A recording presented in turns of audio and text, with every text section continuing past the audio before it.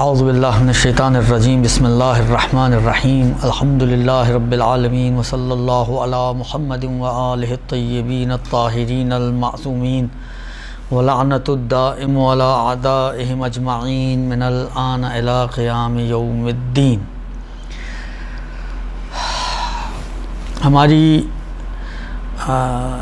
گفتگو جو ہے وہ قرض کے احکام میں ہے۔ قرض ایک انتہائی اہم موضوع ہے اسلام کا، البتہ بہت سے لوگوں نے اس کی اہمیت کو سنا ہے اور سننے کے بعد پھر لوگ قرضہ دیتے ہیں، لیکن شرعی جہاد کا خیال نہیں رکھتے، جس کی وجہ سے بعض اوقات مشکلات میں مبتلا بھی ہو جاتے ہیں۔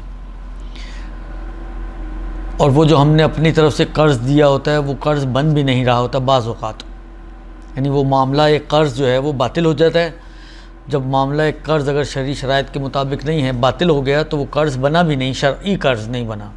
صحیح ہے، عرف میں تو یہی کہا جائے گا جی آپ نے قرضہ دیا تھا، لیکن شرعی طور پر وہ قرض نہیں بنا۔ اور ممکن ہے کچھ نہ کچھ اجر و ثواب تو ملے اس بندے کو، کہتے ہیں نا نیت المومن خیر من عملہ، بعض اوقات اس کی نیت اس کے عمل سے بہتر ہوتی ہے تو اس کو نیت کا ثواب تو مل ہی جائے، لیکن شرعی طور پر یہ قرض نہیں کہلائے گا اگر شرائط اس میں موجود نہ ہو۔ جہاں تک اہمیت کا تعلق ہے، کئی روایات اس باب میں وارد ہوئی ہیں۔ میں ابتدا میں آپ کے لیے 2-3 روایتیں عرض کرنا چاہوں گا تاکہ اس موضوع کی اہمیت کا انسان اندازہ لگا سکے۔ آغا سیستانی نے بھی اپنی توضیح المسائل میں 1-2 روایتوں کی طرف اشارہ فرمایا ہے۔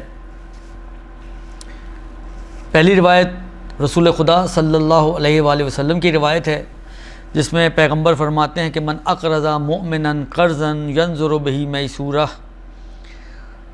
کان مالہ فی الزکوۃ وکان هو فی الصلاۃ من الملائکۃ حتی یؤدیہ۔ پیغمبر فرماتے ہیں کہ جو شخص اپنے مومن بھائی کو قرضہ دے اور اس کو اتنی مہلت دے کہ وہ آسانی سے اس کو ادا کر سکے، یعنی اس کی ادائیگی کے وقت تک اس کو، جب اس کے لیے پاسبل ہو ادا کرنا، اس وقت تک اس کو مہلت دے، تو اس کا مال زیادہ ہوگا، ایک فائدہ۔ دوسرا فائدہ، ملائکہ اس پر رحمت بھیجیں گے، اس وقت تک یہ دونوں فائدے اس کو ملتے رہیں گے کہ اس کے مال میں بھی اضافہ ہوگا اور اس کو ملائکہ کی رحمت بھی اس کے شامل حال رہے گی، اس وقت تک کہ جب تک کہ یہ پیسے اس کو واپس نہ مل جائیں۔ یہ ایک روایت۔ دوسری روایت امام صادق علیہ السلام کی روایت ہے، ایما مؤمن نفس عن مؤمن قربۃ وہو مؤسر یسر اللہ لہ حوائجہ فی الدنیا والآخرہ، کہ ہر وہ مومن جو دوسرے مومن کو قصد قربت کے ساتھ قرض دیتا ہے،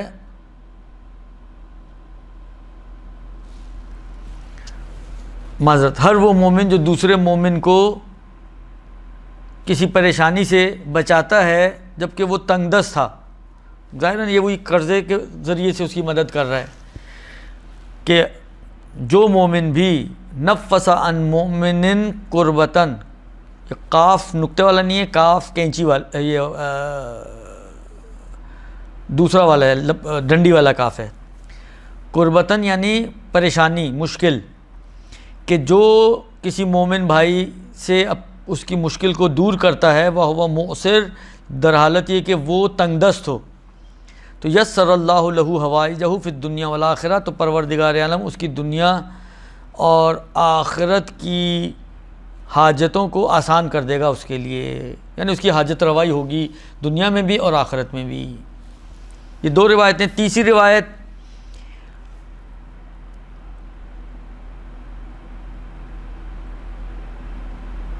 واللہ فی عون المؤمن ما کان المؤمن فی عون اخیہ، جب تک ایک مومن اپنے بھائی کی مدد کرتا ہے اس وقت تک اللہ بھی اس کی مدد کرتا رہتا ہے۔ دیکھیں وہ بہت سارے یعنی یہ تو ایک مورد ہے نا، اس طرح کے کئی اور مورد آپ کو ملیں گے. مثلا یتیموں کے بارے میں خطبہ شعبانیہ میں پیغمبر نے، اگر آپ کو یاد ہو ابھی گزرا ہے تازہ، اس میں بیان فرمایا تھا کہ جو شخص یہ چاہتا ہے کہ اس کے یتیموں کا خیال رکھا جائے تو وہ دوسروں کے یتیموں کا خیال رکھے. یعنی ہمارے پاس شریعت میں کئی ایسے موارد نظر آتے ہیں کہ جس میں اگر تم یہ چاہتے ہو کہ تمہارے خدا تمہارا دستگیری کرتا رہے تو تم دوسروں کی دستگیری کرتے رہو. تم دوسروں کے اوپر ہاتھ نہ رکو، خدا تمہارے اوپر ہاتھ نہ رکے گا. تم دوسروں کی مدد کرتے رہو گے، خدا تمہاری مدد کرتا رہے گا. تم دوسروں کی دستگیری کرو گے، خدا تمہاری دستگیری کرے گا. اس قسم کے بہت سارے موارد ہمیں ملتے ہیں. یہاں پہ بھی قرض کے باب میں بھی ہے کہ اللہ اس مومن کی اس وقت تک مدد کرتا رہتا ہے کہ جب وہ مومن کسی دوسرے مومن بھائی کی مدد کرتا رہے. تو اگر آپ چاہتے ہیں کہ خدا کی مدد آپ کے شامل حال رہے ہمیشہ، تو آپ ہمیشہ کوشش کریں کہ مومنوں کی مدد کریں، مومنوں کی دستگیری کریں، ان کی مشکل کشائی کریں، ان کی پریشانیوں میں ان کا ساتھ دیں، ان کی مصیبتوں میں ان کی مصیبتوں کو دور کرنے کی کوشش کریں. اور یہ بھی ہمارے پاس روایتیں ہیں. اچھا بات آئیے تو میں ایک اور بات آپ کی خدمت میں عرض کروں. اگر آپ کو یاد ہو، یہ قصہ بھی آپ نے سنا ہوگا، بہت مشہور و معروف قصہ ہے کہ ایک شخص ختمی مرتبت صلی اللہ علیہ وآلہ وسلم کی خدمت میں آتا ہے. پیغمبر مسجد میں اپنے اصحاب کے ساتھ تشریف فرما ہے اور آ کے پریشان حال، عجیب بوڑھا سا شخص ہے اور جس کی شکل سے ہی مفلسی ٹپک رہی ہے. تو وہ آ کے رسول خدا سے دست سوال دراز کرتے کہ اے اللہ کے رسول، بھوکا ہوں اور بے لباس ہوں، مجھے کچھ کھانے پینے کا انتظام کر دیں اور میں واپس جانا چاہتا ہوں، سواری وغیرہ کا کچھ خلاصہ میری مدد کیجیے. تو رسول خدا نے اس وقت فرمایا کہ بھئی میرے پاس تو اس وقت کچھ نہیں ہے کہ میں تمہاری مدد کروں، ہاں میں تمہاری کسی ایسے دروازے پہ تمہیں بھیجتا ہوں کہ وہ تمہاری ضرور مدد کرے گا. اور اس کے بعد ایک جملہ فرمایا پیغمبر نے کہ کسی کی رہنمائی کرنے والا، یعنی کسی کی وساطت کرنے والا ایسا ہی ہے جو اس کی مدد کرنے والے کی طرح ہی ہے. تو آپ اگر پھر اس کے بعد وہ بی بی کے گردن بند والا یہاں پر وہ قصہ نقل کیا جاتا ہے کہ بی بی نے اپنا گردن بند دیا اور وہ سارا قصہ. تو عرض خدمت صرف یہ ہے کہ دیکھیں یہاں سے ہمیں ایک فارمولہ ملتا ہے کہ جو کام تم خود سے انجام نہیں دے سکتے اگر کسی کے لیے، اور کسی کے لیے واسطہ بن سکتے ہو تو واسطہ خیر بنو. کیونکہ واسطہ خیر بننا گویا ایسا ہی ہے کہ جیسے خیر کو انجام دینے والا ہے، یعنی دونوں کا ایک جیسا اجر و ثواب ہے. میں نے کئی لوگوں کو یہ کہتے سنا کہ نہیں بھیا ہم تو کسی سے آپ کے لیے بات نہیں کر سکتے، ہم کسی کے سامنے آپ کی سفارش نہیں کر سکتے. یہ کوئی ان باتوں سے جو دین نے ہمیں سکھائی ہیں بظاہر ایسا محسوس ہوتا ہے کہ کوئی اچھی سوچ نہیں ہے. ہاں البتہ کہیں پہ عنوان ثانوی ہو کہ اگر آج آپ نے کسی کو سفارش کی، کل کو آپ کو خود اس کو زیر بار جانا پڑے گا، اس کے آج ایک صحیح کام کروا رہے ہیں، کل 4 غلط کام کرنے پڑیں گے، تو وہ ایک الگ بات ہے، وہاں پر عنوان ثانوی کی بنا پہ ممکن ہے چھوٹ مل جائے. لیکن اگر کوئی ایسی صورتحال نہیں ہے، یعنی ایسا نہیں ہے کہ آپ کسی کو بولنے کے بعد خود پھنس جائیں گے اور پھر آپ کو پریشانیوں کا سامنا کرنا پڑے گا، آج ایک کی سفارش کی ہے کل 10 کی قبول کرنی پڑے گی، اس قسم کی اگر کوئی صورتحال نہ بنتی ہو کہ جہاں پر آپ کے پھنسنے کا امکان ہو یا آپ کی پریشانی کا سبب بننے کا امکان ہو، تو پھر یہ سوچ کوئی اسلامک سوچ نہیں ہے کہ نہیں بھیا ہم تو کچھ بھی ہو جائے کسی کے لیے بھی سفارش نہیں کرتے، ہم تو اپنے بچوں کے لیے بھی سفارش نہیں کرتے. بھائی نہیں کرتے، نہ کریں اپنے بچوں کے لیے، لیکن دوسرے بچوں کے لیے بھی کرنی چاہیے، نہیں کہہ رہا ہوں کہ نہیں کرنی چاہیے، لیکن کسی دوسرے مومن کی مدد کرنا کتنا اجر و ثواب ہے. آپ خدا کی مدد چاہتے ہیں، آپ مومن کی مدد کریں، خدا آپ کی مدد کرے گا، آپ کے مال میں برکت آئے گی. آپ کے یعنی اگر آپ خود قرضہ نہیں دے سکتے، قرضہ دلوا سکتے ہیں تو وہی کا جو اس کا فاعل خیر کی طرح ہی ہوتا ہے، تو اس کا اجر آپ کو بھی ملے گا. لہٰذا تھوڑی سی ہمیں اپنی سوچوں کی اینگل کو چینج کرنے کی ضرورت ہے. ہم صرف اینگل یہ بنائیں کہ ہم جو کام بھی کریں خدا کی خاطر کریں.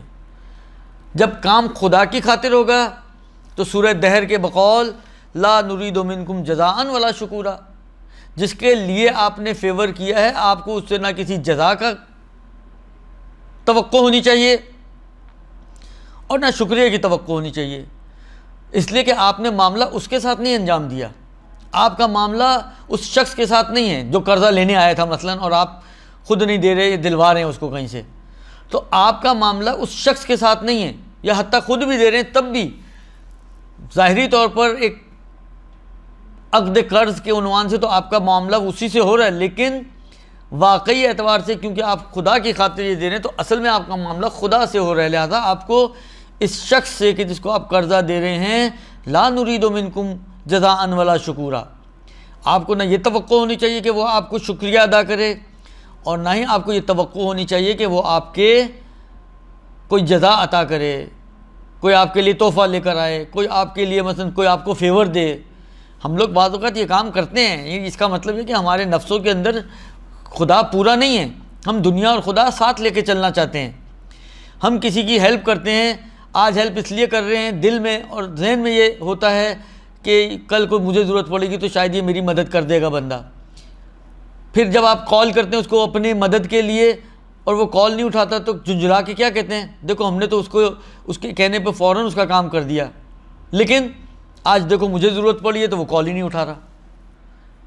آپ یہ نہیں سوچتے کہ وہ کال نہیں اٹھا رہا تو کیوں نہیں اٹھا رہا، ہو سکتا ہے بیچارہ کہیں پھنسا ہوا ہو، کسی ایسی جگہ پہ ہو کہ کال اٹینڈ نہ کر سکتا ہو، بات نہ کر سکتا ہو، کوئی بھی مجبوری ہو سکتی ہے، سویا ہوا ہو، فون خاموش سائلنٹ پہ ہو، اس کو پتہ ہی نہیں چلا کہ آپ کال کر رہے ہیں، دوسرے کمرے میں چارجنگ، 10 احتمالات ہوتے ہیں، لیکن ہم سارے احتمالات کو چھوڑ کر ڈائریکٹلی اٹیک کرتے ہیں کہ دیکھو ضرورت تھی تو آ گیا ہمارے پاس، ہم نے تو ایک ہی بات جملے میں اس کی بات پوری کر دی، اور آج ہمیں ضرورت پڑی ہے تو دیکھو فون ہی نہیں اٹھا رہا، بات کرنے کا بھی روادار نہیں آج۔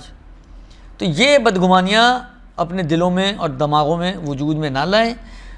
اجتنبوا کثیرا من الظن فإن بعض الظن اسم، ظنوں سے اپنے آپ کو اور گمانوں سے اپنے آپ کو بچاؤ، اس لیے کہ بعض گمان جو ہیں وہ بدگمانیاں ہوتی ہیں، اس لیے گناہ ہوتی ہیں، لہٰذا آپ اپنے آپ کو ان چیزوں سے بچائیں اگر آپ مومن ہیں تو یہ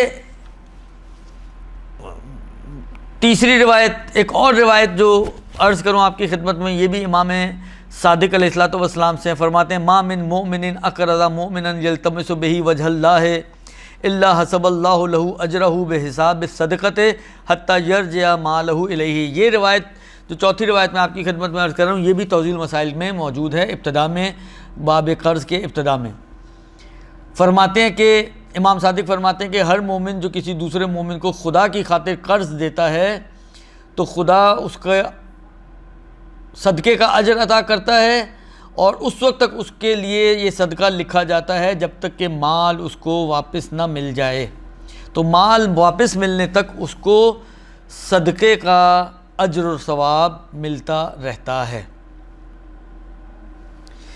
یہ تو ہو گئی کچھ ابتدائی باتیں قرض کے حوالے سے جو آپ کی خدمت میں عرض کرنی تھی۔ پہلی بات جو آپ کی خدمت میں قرضے کے مسئلوں کے حوالے سے عرض کرنی ہے، سمجھیں پہلا مسئلہ وہ یہ ہے کہ اگر کسی کو ضرورت نہ ہو، بلا ضرورت قرضہ لینا مکروہ ہے، اور ضرورت اور حاجت کی صورت میں اگر کوئی شخص قرضہ لیتا ہے تو اس میں کراہیت کم ہو جاتی ہے۔ اب جتنی حاجت ہلکی ہوگی اتنی کراہیت زیادہ ہوگی، جتنی حاجت شدید ہوگی اور ضرورت شدید ہوگی اتنی کراہیت کم ہوگی، یہاں تک کہ بعض اوقات عین ممکن ہے یہ اتنی شدید ہو جائے حاجت کہ وہ کراہیت کم ہوتے ہوتے بالکل ختم ہی ہو جائے اور مکروہ بھی نہ رہے، یہ بھی امکان ہو سکتا ہے۔ لیکن قطع نظر اس بات کے اگر ہم دیکھیں تو قرضہ لینا، بلا حاجت قرضہ لینا مکروہ ہے۔ حاجت میں بھی کراہیت تو ہے، لیکن حاجت کی ضرورت کے اعتبار سے کم اور زیادہ ہونے کے اعتبار سے اس کی کراہیت کم اور زیادہ ہو سکتی ہے۔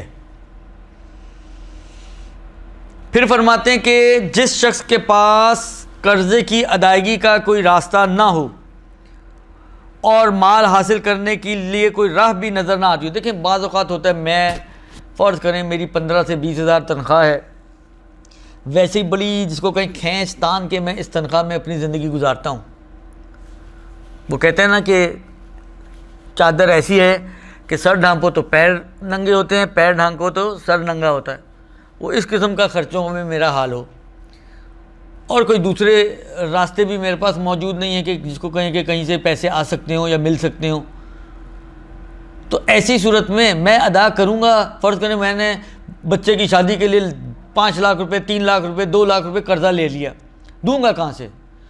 اس 20 ہزار میں تو اتنی گنجائش نہیں کہ میں اس میں سے نکال کے دوں، اور کوئی راستہ ہے نہیں، تو آقا فرماتے ہیں کہ ایسی صورت میں جہاں پر مومن کے لیے کوئی راستہ بھی موجود نہ ہو اور اس کو کوئی نظر بھی نہ آ رہا ہو، تو احوط یہ ہے کہ قرضہ نہ لے، سوائے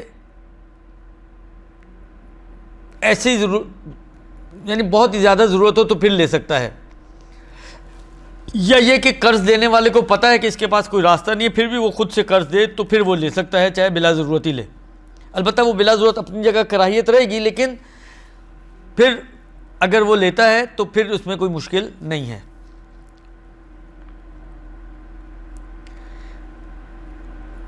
جیسے میں نے عرض کیا، یہ چند روایتیں آپ کی خدمت میں پڑھیں، ان سے سمجھ میں آتا ہے کہ مومن کو قرضہ دینے کا بہت ثواب ہے، بلکہ صدقے کا ثواب ہے، صدقے سے بھی افضل ہے اور مستحب مؤکد ہے، خاص طور پر ضرورت مند کو قرضہ دینا، کیونکہ ضرورت مند کو قرضے دینے میں مومن کی حاجت روائی بھی ہے اور اس کی پریشانی کو دور کرنا بھی ہے اور پھر وہی قرض بھی ہے، تو یہ 2-3 ثواب اس میں یہاں پر جمع ہو جاتے ہیں۔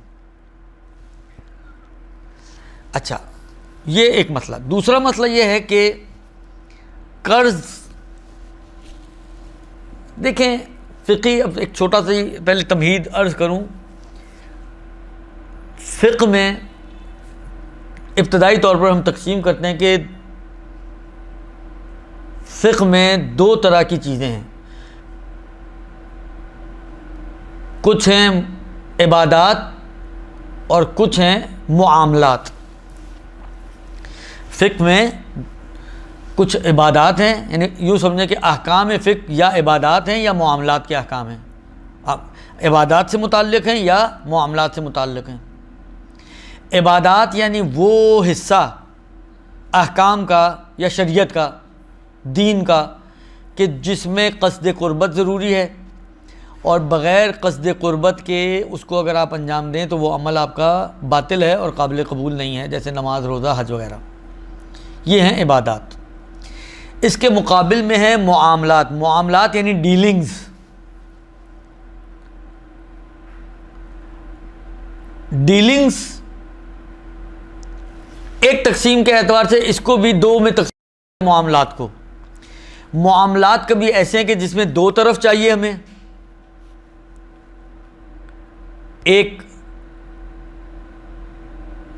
مثلا فرض کریں پیشکش کرنے والا اور ایک اس کی پیشکش کو قبول کرنے والا۔ پیشکش کرنے والے کو کہتے ہیں موجب، میم واو جیم بے، موجب، اور پیشکش کو کہتے ہیں ایجاب۔ ابھی میں مثال عرض کرتا ہوں۔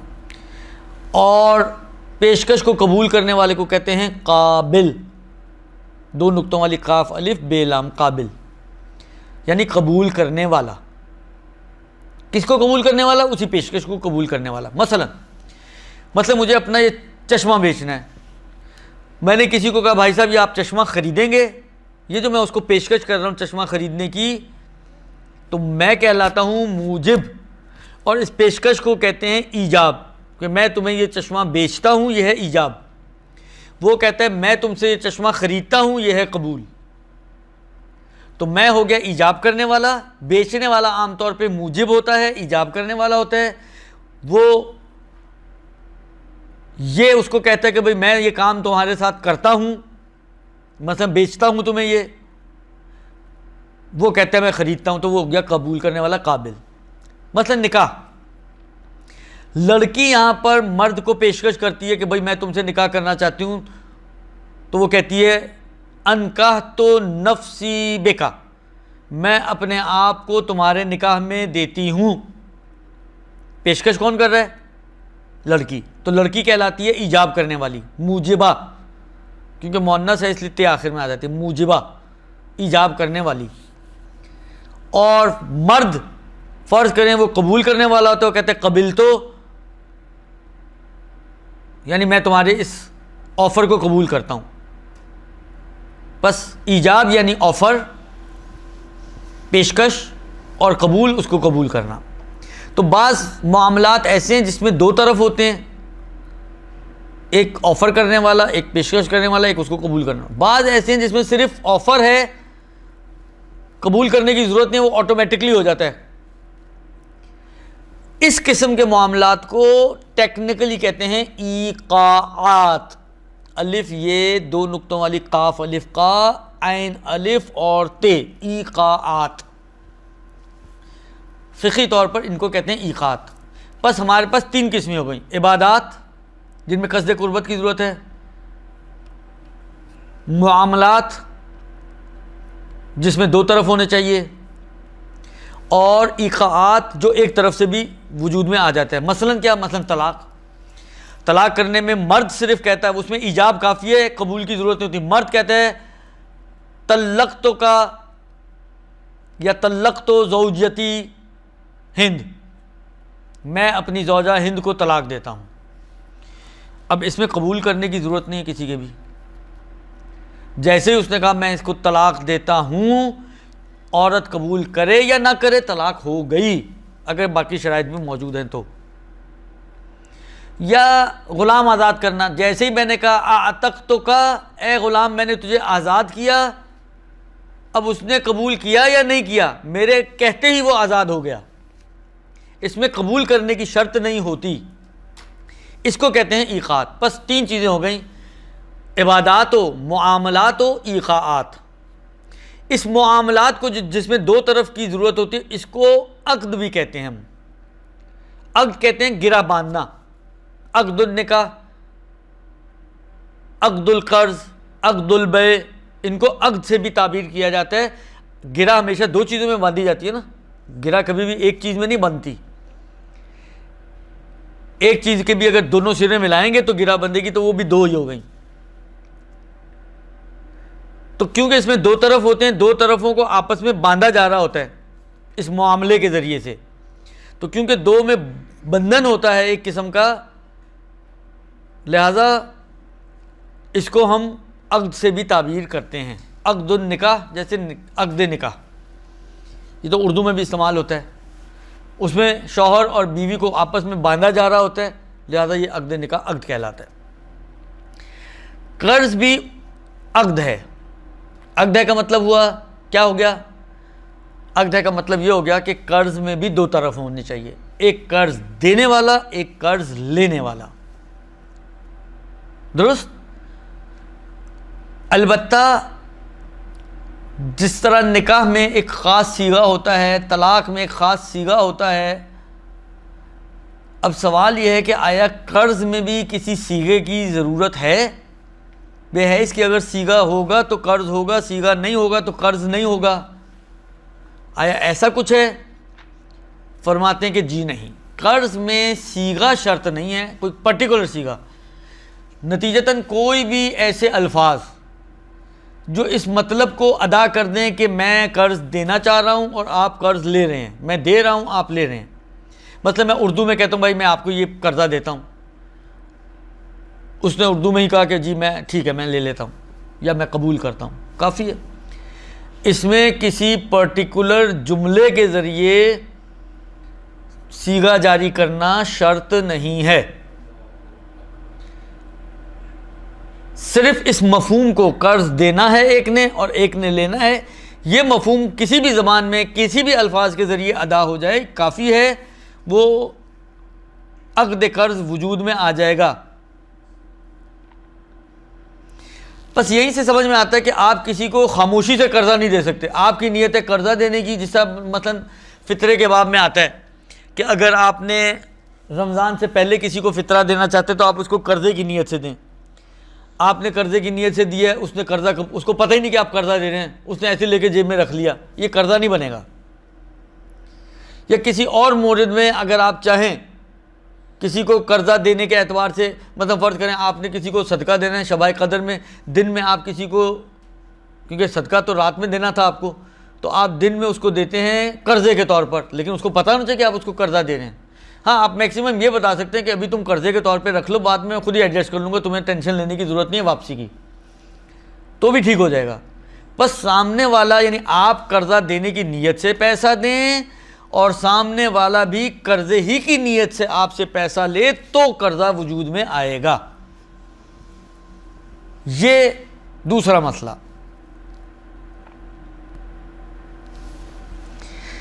اس کے بعد کچھ چیزیں قرضہ دینے والے اور قرضہ لینے والے میں معتبر ہیں کہ ان کے اندر کچھ چیزوں کا ہونا ضروری ہے. قرض لینے والے اور دینے والے میں معتبر یہ ہے کہ دونوں بالغ ہوں، عاقل ہوں، قصد اور اختیار سے اس کام کو انجام دیں.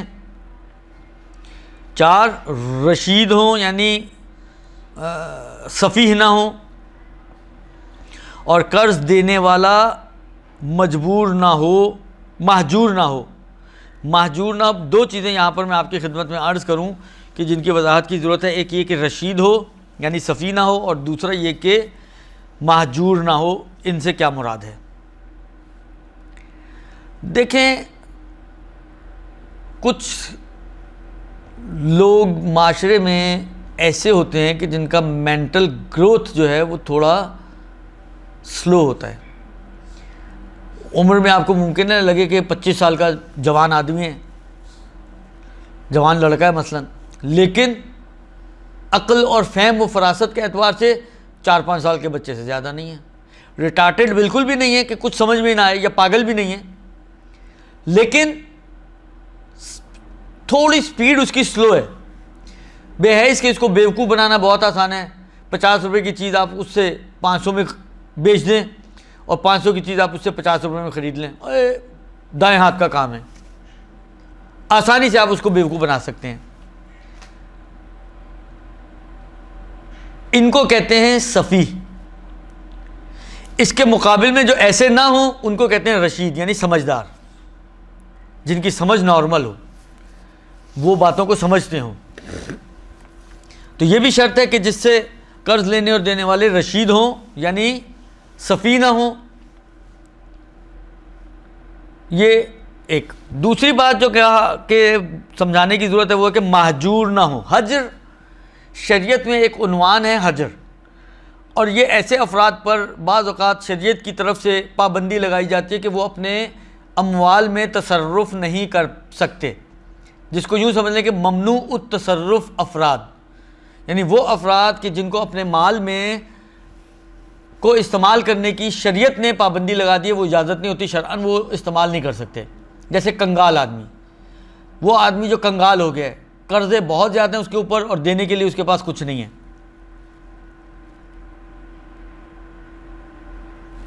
ایسے انسان کو شریعت پابند کرتی ہے. اب اس کے اپنے خاص احکام ہیں، میں ان احکام میں نہیں جا رہا، لیکن جن صورتوں میں یہ پابند ہوتا ہے کہ یہ اپنے مال میں تصرف، جو بچا ہوا مال ہے اس میں تصرف نہ کرے، تو یہ اگر قرضہ دے یا لے تو یہ صحیح نہیں ہے. بس یہ 6 شرطیں ہو گئیں: بالغ، عاقل، قصد سے، اختیار سے، رشید ہو اور مہجور نہ ہو. یہ ایک بات. دوسری بات یہ ہے کہ قرض میں معتبر یہ ہے کہ جو مال آپ قرضے کے طور پر دے رہے ہوں وہ مال عین خارجی ہو، یعنی خارج کی کوئی چیزوں میں سے کوئی چیز ہو، چاہے پیسہ ہی ہو. جو قرضہ میری گردن پر ہے، میں قرضے کو قرضے پہ نہیں دے سکتا. یا مثلا فرض کریں کہ کسی کو میں کہوں یار یہ میرا گھر ہے، اس میں جو رہنے، اس گھر کی کا منفعت اور فائدہ کیا ہوتا ہے؟ گھر کا منفعت اور فائدہ رہائش ہوتا ہے. یہ اس گھر کی منفعت کہلاتی ہے اور اس کا فائدہ کہلاتا ہے. منفعت اور فائدہ کسی کو میں قرضے پہ دوں، کہوں یار اس کی رہائش تم قرضے پہ لے لو اور مجھے بعد میں دے دینا، یہ نہیں ہو سکتا. دیکھیں، عین کے مقابل میں 2 لفظ استعمال کیے انہوں نے. ایک ہے دین یعنی قرض، اور ایک ہے منفعت یعنی جو جس کے کوئی خارج میں کوئی چیز کی طرح کوئی چیز نہیں ہے. رہائش فائدہ ہے، لیکن گھر ایک چیز ہے، ہاں گھر کسی کو میں قرضے پہ دوں یہ ہو سکتا ہے، لیکن گھر قرضے پہ نہ دوں، صرف رہائش، اس گھر کا جو فائدہ ہے وہ قرضے پہ دوں، یہ نہیں ہو سکتا۔ تو منفعت نہ ہو اور قرض دین نہ ہو، پس عین ہو، یعنی کوئی خارجی چیز ہو کہ جس کو جو قابل نقل و انتقال ہو، جس کو دیا جا سکتا ہو، جس کو لیا جا سکتا ہو، اس قسم کی خارجی کوئی چیز ہو تو اس کو قرضے پہ دیا جا سکتا ہے۔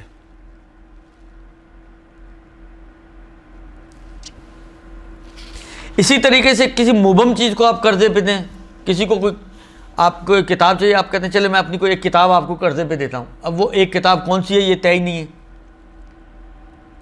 لہذا یہ کہ مبہم چیز کو قرضے پہ دیں یہ بھی کافی نہیں ہے۔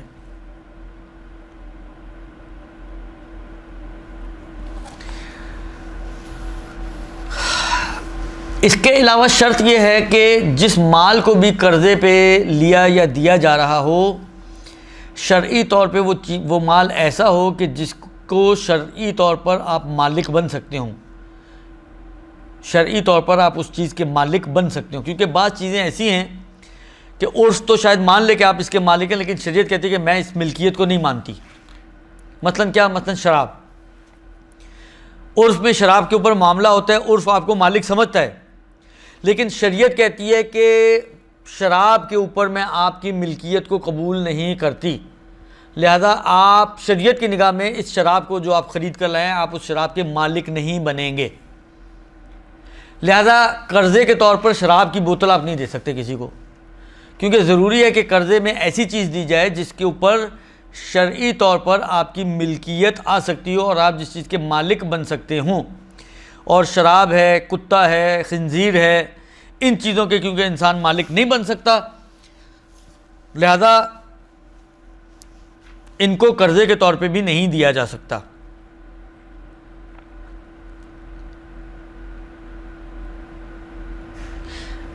اسی طریقے سے قرض میں جس کو آپ قرض دیں، صرف زبانی کلامی قرضہ نہیں ہوتا، آپ نے کہا جی میں نے آپ کو 10,000 روپے قرضہ دی، اس نے کہا ٹھیک ہے میں نے قبول کیا، یہ قرضہ نہیں ہوا۔ جس طرح ہبہ میں، تحفے میں یہ شرط ہے کہ تحفہ جب تک مالک کے ہاتھ میں نہیں، یعنی جس کو آپ دے رہے ہیں اس کے ہاتھ میں نہیں جائے گا یا اس کے کسی نمائندے کے ہاتھ میں نہیں جائے گا، اس وقت تک تحفہ نہیں بنے گا۔ خالی آپ نے یہ سوچ کر کہ یہ میں نے فلاں صاحب کو سالگرہ پہ تحفہ دینا ہے تو وہ تحفہ نہیں بنے گا، وہ ابھی بھی آپ کا مال ہے، آپ چاہیں تو آپ اس کو کسی اور کو بھی تحفہ دے سکتی ہیں، آپ کی اس سے انبن ہو گئی، آپ نے کہا نہیں اس کو نہیں دوں گا میں تو کسی اور کو دے دوں گا، تو اگر یہ آپ کا مال نہ ہوتا تو آپ یہ نہیں کر سکتے تھے، لیکن خالی نیت سے یہ مال اس کا نہیں بنا بلکہ یہ ابھی آپ کا ہی مال ہے، آپ اس کی بجائے کسی اور کو دینا چاہتے ہیں آپ بالکل دے سکتے ہیں۔ یہی مسئلہ قرضے میں بھی ہے کہ قرض میں قبض کی شرط ہے، قبض یعنی لے لینا۔ ایک چیز ہے آپ نے قبلتو کہہ دیا، یہ ایک مطلب ہے، قبلتو کے ساتھ ساتھ اس چیز کو آپ اپنے ہاتھ میں بھی لے لیں، اپنے قبضے میں لے لیں تو قرض بنے گا۔ خالی قرضہ دیتا ہوں، آپ نے کہا قرضہ لیتا ہوں اور چیز قبضے میں نہیں دی ہو، اس سے قرض نہیں بنے گا۔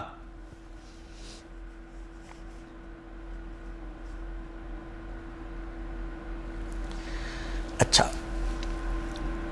اگلا مسئلہ یہ ہے کہ یہ جو عقد قرض ہے، عقد قرض میں نے ابھی عرض کیا آپ کی خدمت میں، عقد کی دو قسمیں اصل میں، عقد یعنی ایسا معاملات جس میں دو طرف ہوتے ہیں، اس کی دو قسمیں ہیں۔ ایک قسم عقد کی ہم کہتے ہیں کہ عقد لازم ہے، یعنی پکا ہو چکا ہے، اب اس کو کوئی توڑ نہیں سکتا، جب تک کہ دونوں پارٹیاں راضی نہ ہوں کوئی نہیں توڑ سکتا۔ اور دوسری قسم کہلاتی ہے عقد جائز۔ عقد جائز کا مطلب یہ ہے کہ وہ آپ ختم کرنا چاہے، دونوں میں سے کوئی بھی ختم کرنا چاہے تو دوسرے کی رضامندی کے بغیر بھی ختم کر سکتے ہیں۔ مثال دو اس کی آپ کو، تحفہ، میں نے اپنے کسی دوست کو تحفہ دیا، البتہ میں تحفے کا تفصیلی مسئلہ نہیں بتا رہا ہوں، اس لیے اس کو ہر جگہ اپلائی نہ کیجیے گا، جو مثال دے رہا ہوں ابھی صرف اس کو اسی حد تک آپ سمجھیے گا اور اسی میں ہی اپلائی کرنا ہو تو کیجیے گا۔ میں نے اپنے کسی دوست کو کوئی تحفہ، کوئی شرٹ دی تحفے میں،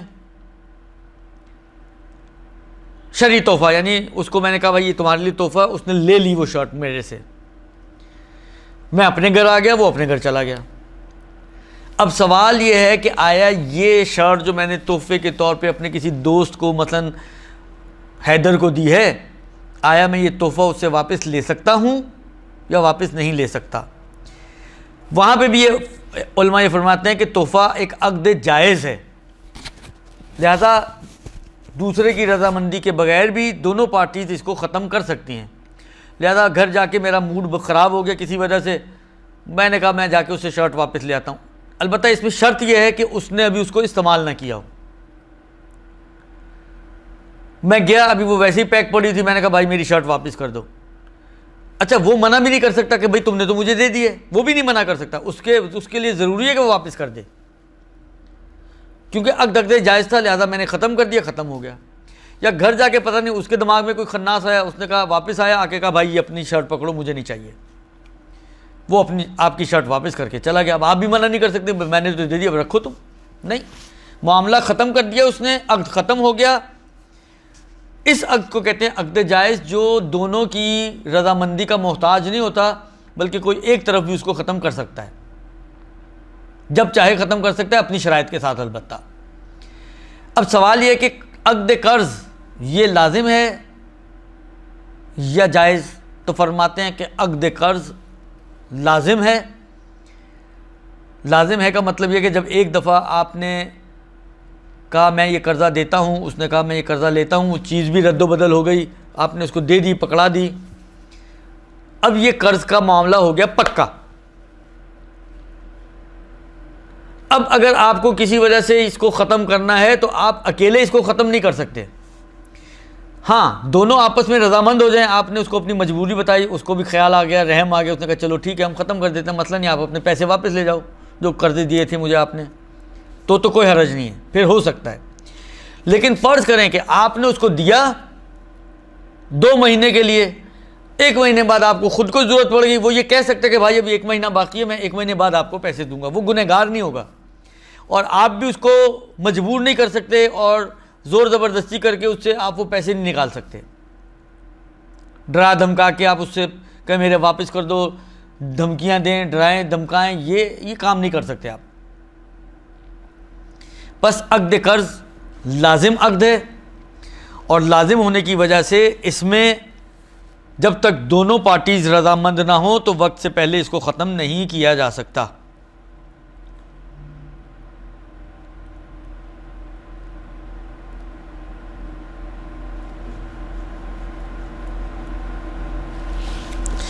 اچھا اب کیونکہ یہ چیپٹر ایسا ہے کہ بالآخر ایک نئے اور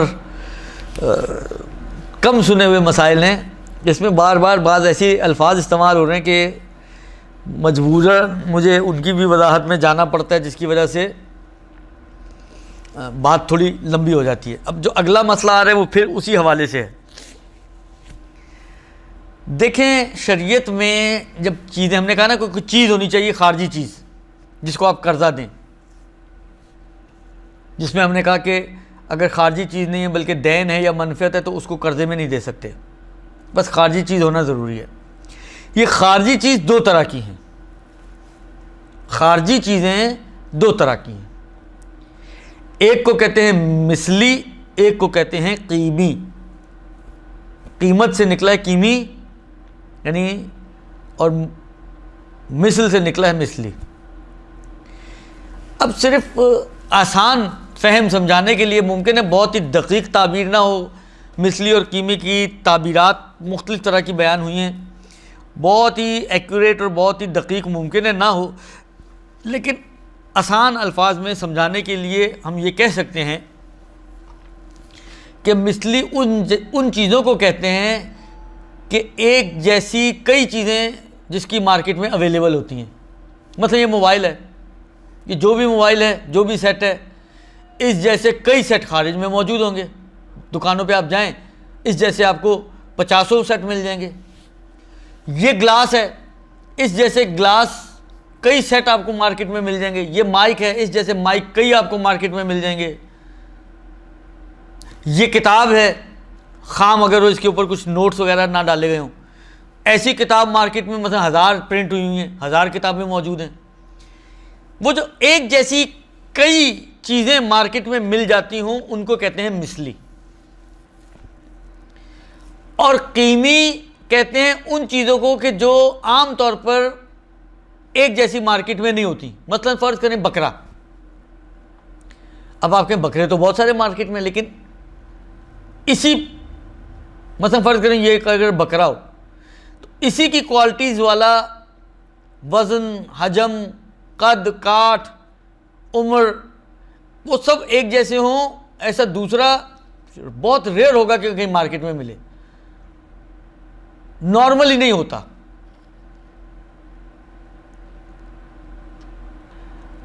بہت سارے قیمتی پتھر, موتی وغیرہ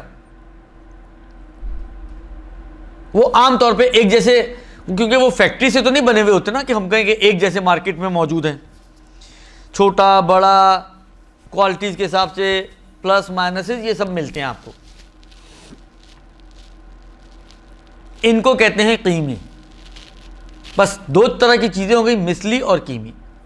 اچھا یہ مسئلہ کیوں میں نے بتایا؟ اس لیے بتایا کہ دیکھیں ضروری نہیں کہ آپ ہمیشہ قرضے میں پیسہ ہی لیں. بعض اوقات کوئی چیز آپ قرضے میں لیتے ہیں تو اب دیتے وقت دیکھیں قرضے میں لینے کا مطلب یہ تھا کہ آپ کو ضرورت تھی, آپ نے قرضہ لیا, اس چیز کو استعمال کر دیا. ہو سکتا ہے وہ چیز استعمال کرنے کی وجہ سے ختم ہو جائے, ضائع ہو جائے, اب آپ واپس کیا کریں گے؟ یہ بھی تو طے ہونا چاہیے نا. لہذا یہ مسئلہ اس لیے یہاں پر آیا ہے. کہتے ہیں اگر آپ نے جو چیز قرضے کے طور پر لی ہے مثلی تھی تو واپس بھی آپ کو مثلی ہی اس کا مثل واپس کرنا ہو, یعنی اسی جیسی چیز آپ کو قرضے میں جو لی تھی وہی واپس کرنی ہوگی. حالا فرض کریں میں نے کسی سے موبائل کا سودا کیا تھا, اب کسی وجہ سے ابھی میرے پاس موبائل موجود نہیں ہے, پیسے بھی موجود نہیں ہیں اور موبائل بھی موجود نہیں ہے, اور جس سے سودا کیا تھا وہ دماغ کھا رہا ہے میرا. میں نے اپنے بھائی سے کہا کہ یار اپنا یہ والا موبائل مجھے ادھارا دے دو, قرضے پہ دے دو, میں کچھ دنوں میں تمہیں واپس کر دوں گا. اب یہ تو میں نے لے کر آگے دے دیا نا, یہ تو میں نے لے کر آگے دے دیا. اب اس کو کیا واپس کروں گا؟ کہتے ہیں مثل لیا تھا اس جیسے, کیونکہ مارکیٹ میں موجود ہے, دوسرا موبائل خرید دیں اور اس کو دوسرا موبائل واپس لا کر دیں. لیکن اگر کسی نے اسی کی قسم کی کوئی سچویشن ہو, کوئی بکرا قرضے میں لیا تھا, ادھارا بکرا, وہ آگے دے دیا, لیکن اب تو ویسا بکرا تو ملے گا بھی نہیں, تو کہتے ہیں کہ جس وقت آپ نے یہ بکرا لیا تھا اس وقت کی قیمت آپ کی گردن پر آ جائے گی اور آپ اس وقت کی قیمت اس شخص کو واپس کر سکتے ہیں. بس جب بھی آپ مثل لیں گے, کوئی چیز مثلی چیز ہوگی تو اس کا ویسی ہی چیز آپ کو ریٹرن کرنی ہے, اور اگر جو چیز آپ نے لی ہے وہ قیمی لی ہے تو واپس کرتے وقت, لیتے وقت کے دن کی جو قیمت ہے وہ آپ کی گردن پر آئے گی اور وہ آپ کو اسے واپس کرنی ہوگی.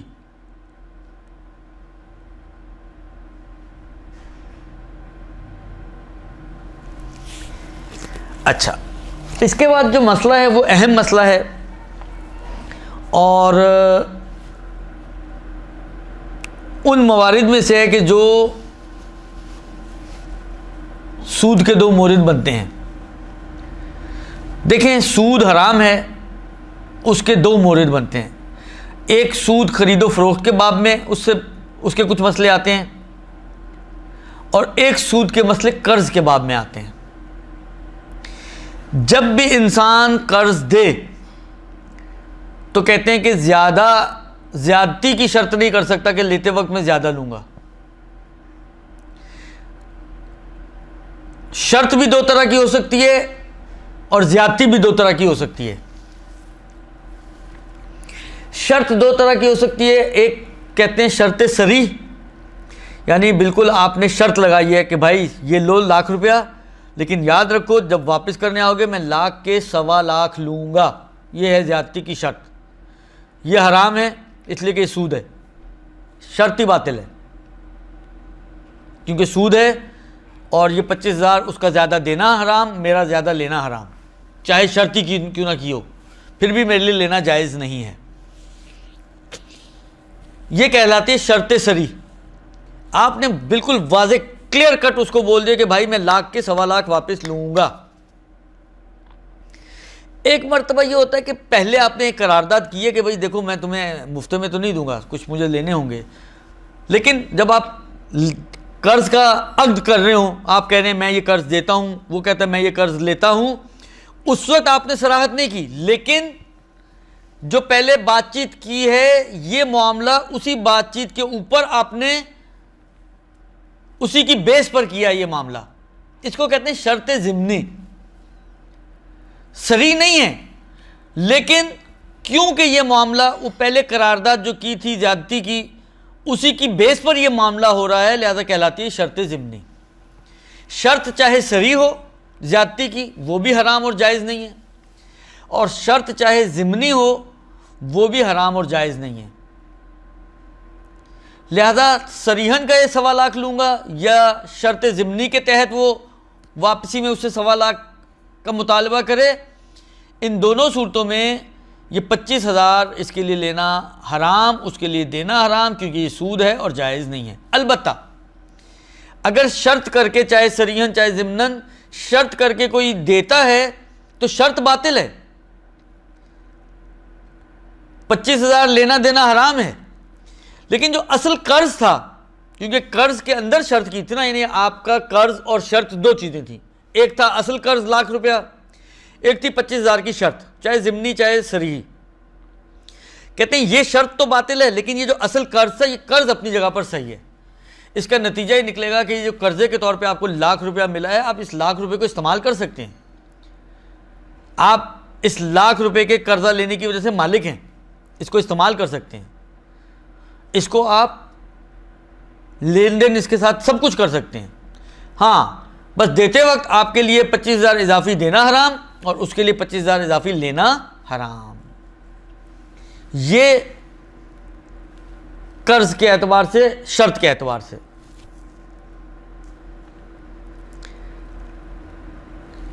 زیادتی بھی دو طرح کی ہو سکتی ہے, ایک کو کہتے ہیں زیادتی حقیقی اور ایک کو کہتے ہیں زیادتی حکمی.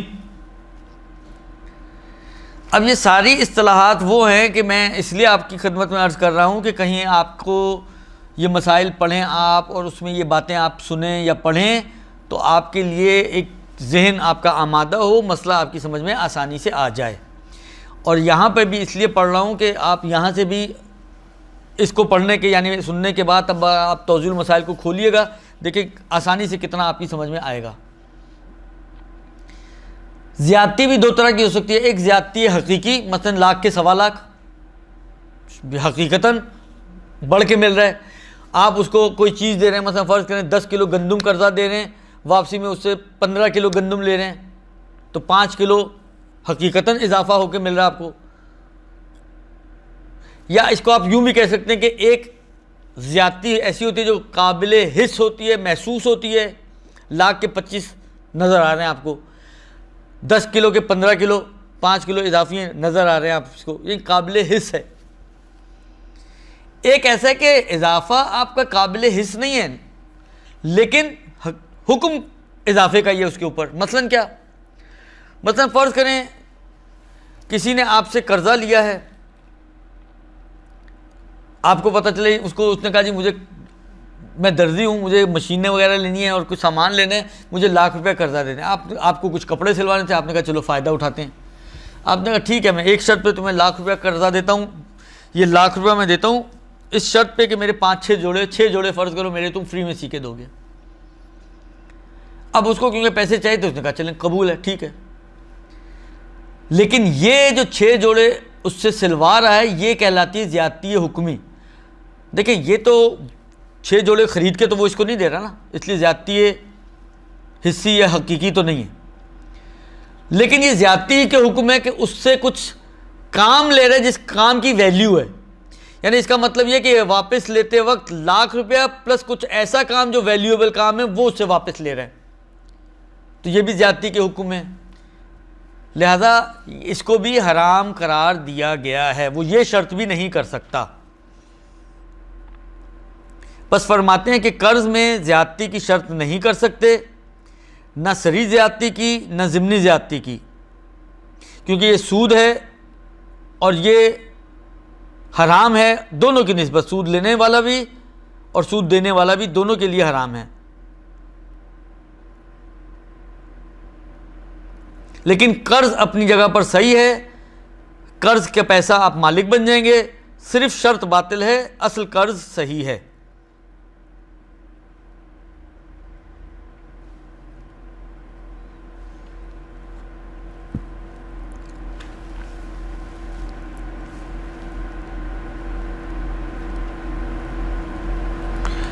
اب زیادتی کی جو حکمی زیادتی اس کی کچھ اور مثالیں بھی دی گئی ہیں، مثلا فرض کریں آپ نے کسی کو سونا دیا خام پیور اور اس کو کہا کہ بھائی واپسی کرتے وقت اس کو مطلب میرے کو سیٹ بنوا کے دینا، بسکٹ دیا 1 تولے کا 2 تولے کا، اور واپسی میں آپ کہہ رہے ہیں کہ مجھے اس کا زیور بنا کے دینا، تو یہ بھی زیادتی حکمی ہے۔ یا مثلا فرض کریں آپ نے اس کو قرضہ دیا اور اس کو کہا کہ بھائی مجھے فری میں اپنے گھر میں 2 مہینے رہنے دو، یہ بھی زیادتی حکمی ہے۔ کوئی بھی خلاصہ اس قسم کی شرط کرے گا زیادتی کی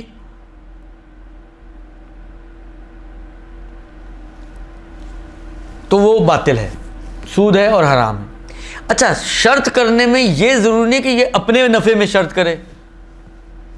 بعض اوقات ہوتا ہے آپ کہتے ہیں کہ ٹھیک ہے میں تمہیں قرضہ دیتا ہوں، میرے بیٹے کو 2 مہینے اس گھر میں رہنے دینا فری میں، یا میرے بیٹے کے 2 جوڑے یا 4 جوڑے یا 6 جوڑے کپڑے سی کے دے دینا، کہ نفع اپنی جیب میں نہیں جا رہا، نفع کسی اور کی جیب میں جا رہا ہے۔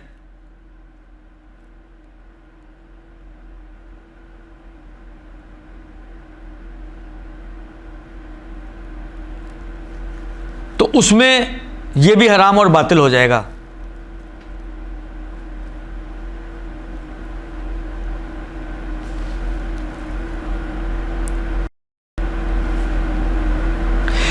شرط کر کے زیادہ لینا حرام ہے،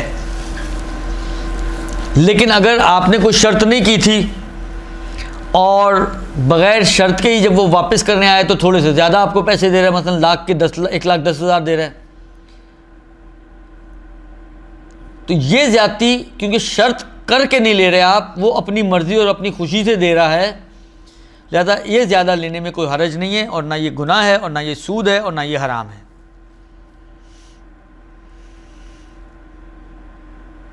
بلکہ مستحب یہ ہے کہ قرض دینے والا زیادہ واپس کرے، یہ شریعت کے ایک مستحبات میں سے مستحب ہے کہ جس نے قرض لیا ہے اس کے لیے مستحب یہ ہے کہ وہ جب واپس کرنے جائے تو تھوڑا زیادہ واپس کرے اس کو، لہذا وہ اب اگر قرضہ واپس کرنے آیا ہے اور تھوڑی زیادہ مقدار آپ کو دے رہا ہے تو اس میں کوئی حرج نہیں ہے، وہ آپ اس سے زیادہ لے سکتے ہیں۔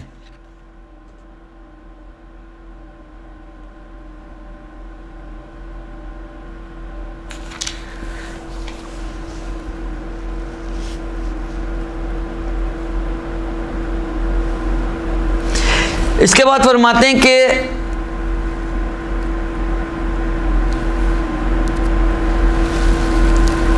وہ شرط جو حرام ہے قرض میں، وہ ایسی شرط ہے کہ جو قرضہ دینے والے کو فائدہ پہنچائے اور قرضہ لینے والے کا ضرر ہو رہا اس میں، یعنی میں جو قرضہ دے رہا ہوں مجھے فائدہ مل رہا ہے اور جس کو قرضہ دیا اس کو نقصان ہو رہا ہے، یہ والی شرط ہے حرام ہے۔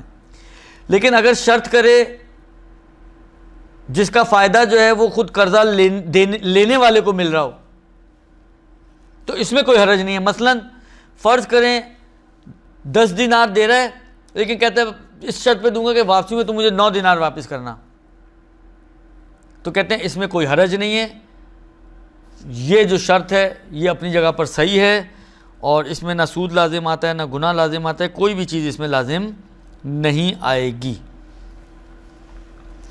اس کے بعد فرماتے ہیں کہ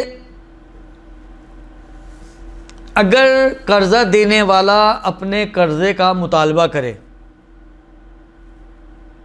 دیکھیں قرضہ جیسے عقد میں آپ نے سنا ہوگا عند طلب، قرضہ بھی ایسا ہوتا ہے. کبھی قرضہ کسی خاص وقت اور مدت کے لیے دیا جاتا ہے، مثلا 2 مہینے، 6 مہینے، سال، 2 سال، 5 سال، 10 سال. کبھی قرضہ اوپن ہوتا ہے کہ جب مجھے ضرورت پڑے گی میں واپس لے لوں گا.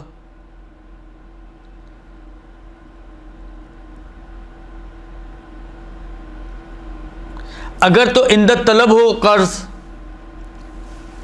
یعنی جو قرضہ دیا ہے اس میں وقت کو معین نہیں کیا گیا، یا اس کا وقت جو معین کیا تھا وہ پورا ہو چکا ہے، تو اب اگر مقروض یعنی جس کو قرضہ دیا تھا وہ دینے کی پوزیشن میں ہے اور میں اپنا قرضے کا اس سے مطالبہ کرتا ہوں تو اس کو فوراً واپس کر دینا چاہیے. اور اگر وہ نہ کرے اور تاخیر کرے گا اور ٹال مٹول سے کام لے گا تو وہ گنہگار ہوگا.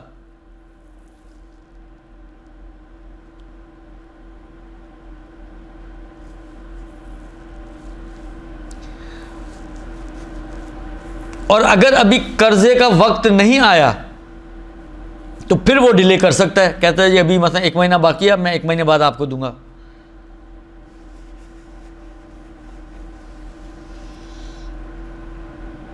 اس کے بعد فرماتے ہیں کہ اچھا دیکھیں ہمارے معاشرہ تو بہت ہی ظالم معاشرہ ہے. بعض اوقات یہ ہوتا ہے کہ ہم نے کسی کو قرضہ دیا ہوتا ہے، وہ واقعی ہمیں پتہ ہوتا ہے کہ اس کے پاس نہیں ہے اور وہ اس پوزیشن میں اور کنڈیشن میں نہیں ہے کہ قرضہ واپس کر سکے، لیکن ہمارے اس سے کچھ ڈیمانڈز ہوتی ہیں. مثلا گاڑی اس کے پاس ہم دیکھتے ہیں، کہتے ہیں گاڑی بیچ دے اور قرضہ واپس کر دے، گھر چھوٹا لے لے اور قرضہ واپس کر دے، اتنے ملازم رکھے ہوئے ہیں گھر میں ان کو نکالے اور قرضہ. آیا یہ واقعی ضروری ہے اس کے لیے کہ اپنے بعض چیزوں کو بیچ کر یا بعض خرچوں کو کم کر کے میرا قرضہ واپس کرے؟ فرماتے ہیں کہ اگر مقروض جو ہے اس کے پاس گھر ہے جس میں وہ رہ رہا ہو، رہائشی گھر، اور اس کے پاس گھر کا ساز و سامان اور چیزیں وغیرہ ہیں جو اس کی شانیت کے مطابق ہیں اور جو اس کی اجتماعی حیثیت ہے اس کے مطابق ہیں کہ جو اس کی ضرورت کی ہیں،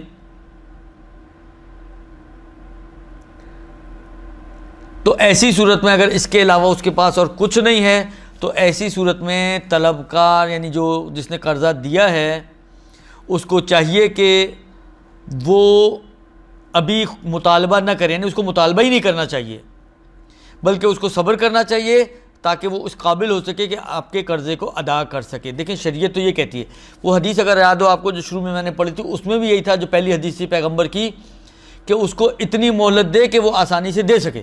ہم لوگ یہ کرتے ہیں کہ ہم دیکھتے ہیں اس کے پاس کچھ نہیں ہے، اگر فرض کریں ایک گاڑی اس کی حیثیت کے مطابق ہے، جتنے اس نے 1-2 نوکر یا میڈز اس کے پاس ہیں وہ اس کی حیثیت کے مطابق ہیں، اور اتفاق سے ابھی اس کے پاس اتنے پیسے نہیں کہ وہ آپ کا قرضہ ادا کر سکے، تو ہمیں اس حق نہیں ہے کہ ہم اس کو کہیں کہ یہ بیچے اور وہ بیچے اور یہ بیچے اور وہ بیچے اور ان چیزوں کو بیچ کر میرا قرضہ ادا کرے. گھر بیچے اور گھر کو بیچ کر کرائے کے گھر میں چلا جائے اور میرا قرضہ ادا کرے. یہ حق شریعت نے ہی ہمیں نہیں دیا کہ ہم اس کو ان چیزوں کو بیچ کر مجبور کریں کہ وہ ہمیں، بلکہ شریعت کہتی ہے کہ صبر کرو اس وقت تک کہ جب تک کہ وہ خود دینے کی پوزیشن میں آ جائے.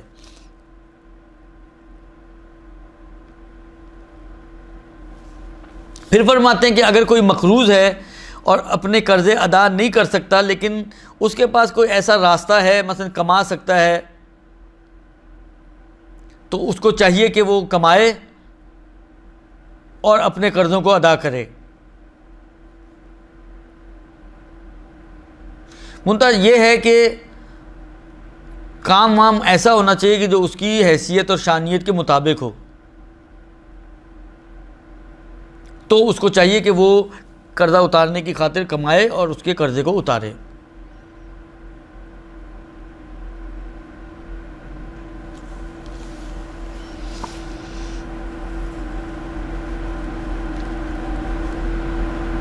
اس کے بعد فرماتے ہیں کہ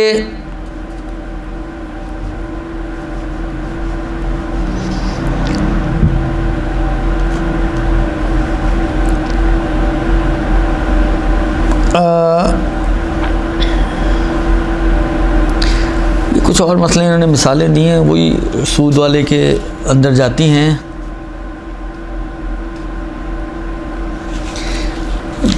چلیں یہ تقریباً قرضے کے اہم جو معاشرے کے حساب سے ہمارے مسائل تھے وہ یہاں پہ مکمل ہوئے، اور قرضے کی گفتگو تقریباً آج کی حد تک مکمل ہو گئی۔ صلی اللہ علیہ وآلہ وسلم۔